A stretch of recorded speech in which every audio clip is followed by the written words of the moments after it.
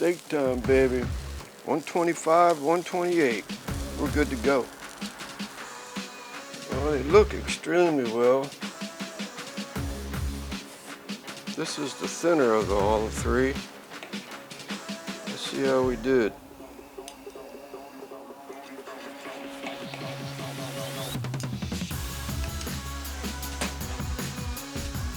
Uncle Steve's thick meat. No, actually this is Uncle Steve's cow shake. Excuse me.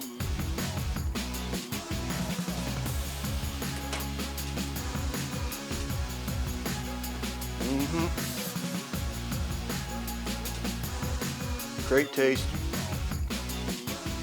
The thicker ones would be a little bit more rare, but I'm happy with that one. We'll be back. I'm Lance of Sleeper Barbecue. Thanks for watching. We hope to see you come back again.